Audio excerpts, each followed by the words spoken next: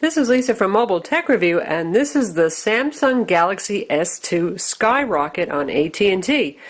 This is much like the Galaxy S II on AT&T, but there's a couple of important differences. You've got a 4.5-inch rather than 4.3-inch Super AMOLED display, and you have LTE 4G. That's true 4G. No more jokes about HSPA Plus and faux 4G, though this does have that for fallback. This has full LTE, just like Verizon LTE, which means incredibly fast speeds. In terms of size, sure, this is a large phone. It is a 4.5-inch display phone, and here it is next to the iPhone.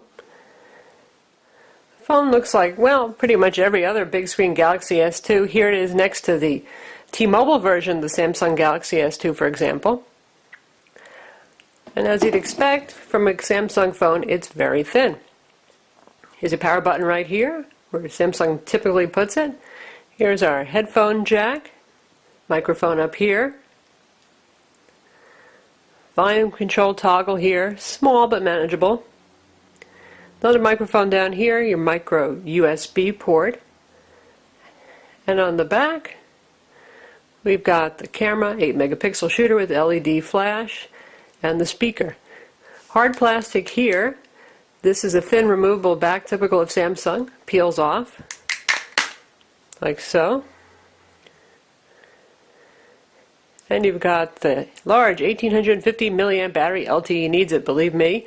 Micro SD card slot not included because the phone has 16 gigs of internal storage, and your SIM card. In terms of software, you've got the usual Samsung TouchWiz look here on the desktop with their widgets for social networking and other stuff, and you've got their applications. You've got Keys Air for file transfer over Wi-Fi. You've got their mini diary, their notes application, and their own video player. A lot of folks were worried about the change of CPU. The Galaxy S II has a Exynos processor made by Samsung, and so far that has been the fastest CPU in a phone. Well, I'm happy to say that the 1.5 gigahertz dual-core Snapdragon in this performs really well. I mean, you might notice a teeny bit of lag every once in a while in the device, but that's actually also true of the Exynos version. It can slow down a little bit once in a while. I think that's the joy of TouchWiz, and occasionally just Android does get a little bit bogged down in many applications running, but really I'm not complaining about the performance here. And the quadrant number was fantastic on this. This thing scored 3376. Now, most dual-core phones score in the 2000s to 2500s at best. The Exynos managed to score in the low 3000s, and this one is doing just as well. In LinPack, it scored an 82, also very impressive on the multi-thread test. And the SunSpider JavaScript test, well, it did very well there as well. It did 2807, which is a very good number for a phone. The Droid Razr that we recently did a review of is the only phone that's faster. In terms of performance, let's check out Samsung's video player first with our usual 1080p high-profile trailer.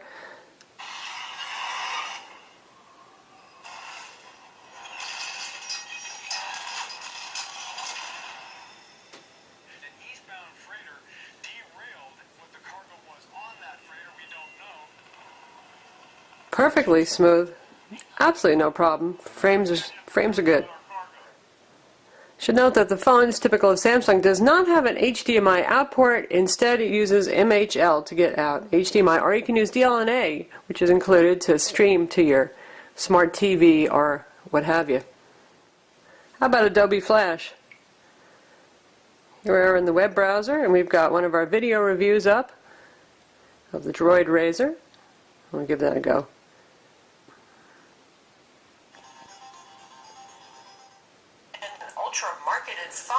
We've got it popped out to full screen. You can hear the speaker. It's near full volume, a little distortion there, but not too bad.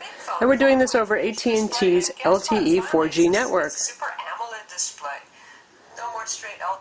Here in the Dallas area, we're lucky to be one of the first 4G markets, and that's an important thing to talk about with this phone. If you're going to get the Galaxy S II or the Galaxy S II Skyrocket, it really depends on how interested you are in the LTE 4G.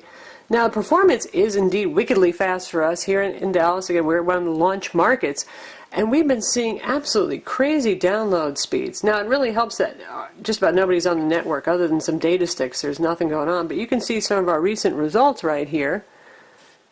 And we've got 26.4 megs down and 27 megs down, and 12 up and 13 up. Like, wow, really amazing stuff. I'm sure when a lot of people get on the network, speeds won't continue to be this good, but rest assured they should be just as good as Verizon's in the long term with those kind of initial performance metrics. So what are web page download times like on LTE? You can see we've got a 2-bar signal, which is decent. It's about 90 dB, 93 dB signal. We're on the New York Times mobile homepage, which is what we get by default. And let's try going to the full version of the site and see how quickly it can load. Now it's going to load everything, including Adobe Flash, obviously.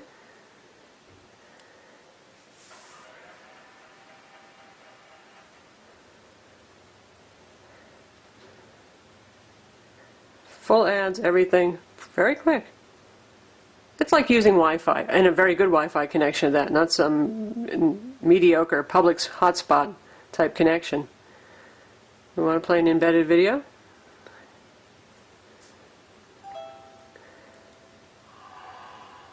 Today on the caucus, a preview of tonight's Republican debate. As usual, we get those super vivid Samsung colors.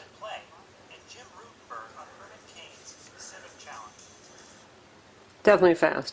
How about loading our own site, which is a full site, not a mobile site? By the way, you can see we've got the usual swipe keyboard here.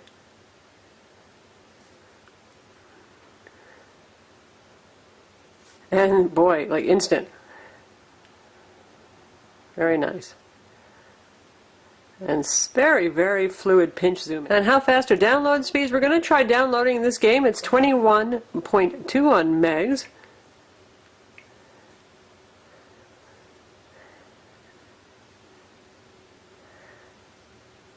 Very nice. There it goes.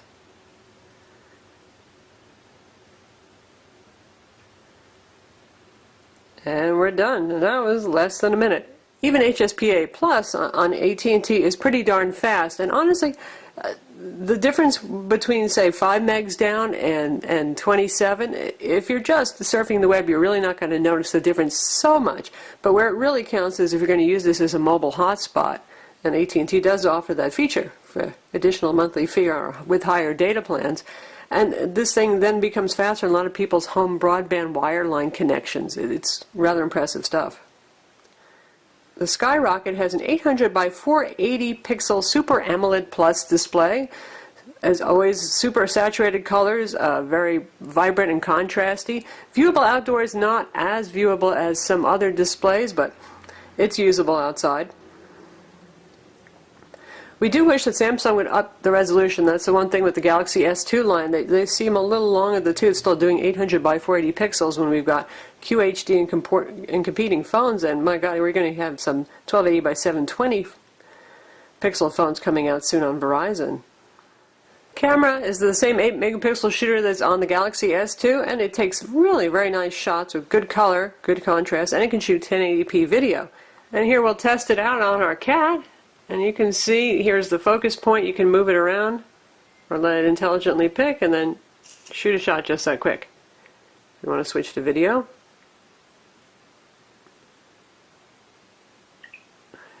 And video is a much closer up view of the cat.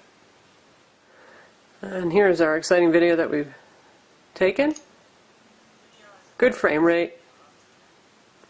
Good detail on his fur, but as you can hear, the speaker, the recording is not super duper loud. How about gaming? We're going to check out Need for Speed Shift. The demo is included.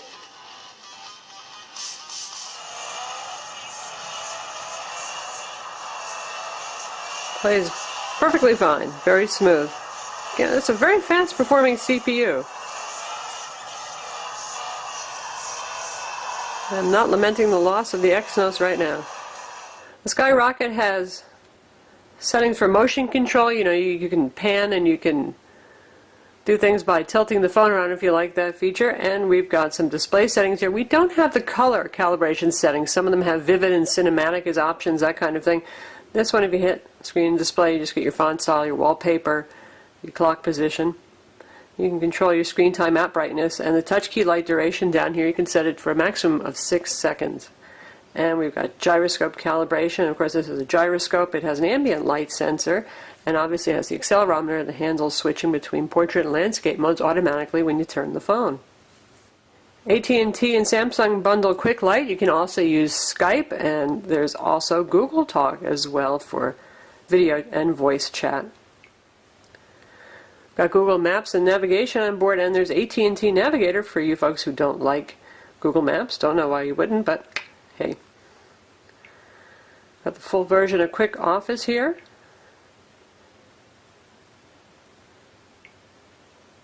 See, I can create a new document, I can edit documents, and I can work with documents in the cloud as well. Good going there. So that's the Samsung Galaxy S II Skyrocket. Basically, it's your LTE version of the Galaxy S II. Costs $50 more than the Galaxy S II does on AT&T. This is $249.99 with a contract, and it is $600 without a contract extension. If you are in an LTE coverage area, or will soon be, because not many folks in America are in an LTE coverage area for AT&T at the moment, but if you're in one of those cities that's lined up, definitely worth taking a look at this phone. The only drawback is going to be battery life. LTE does consume a lot of power. Now, our Verizon LTE phones have typically had a trouble making it through the day, often with heavy use, and this guy has been a bit better. We have actually made it through the day with this phone with moderate use. The 1850 milliamp battery does help, and that really shows up the Vivid that has a 1610 milliamp battery. That's the other LTE phone that's available on AT&T right now. It's made by HTC. This guy so far is doing better than my Verizon phones. I don't know what AT&T has done with the optimization for their network there, but power consumption is more than 3G or 4G HSPA+, but it's not a backbreaker. Of course, you can also get a spare battery for this phone and just pop it in the back. Take that, Droid Razor. I'm Lisa from Mobile Tech Review. Visit our website to read the full review of the Samsung Galaxy S II Skyrocket on AT&T.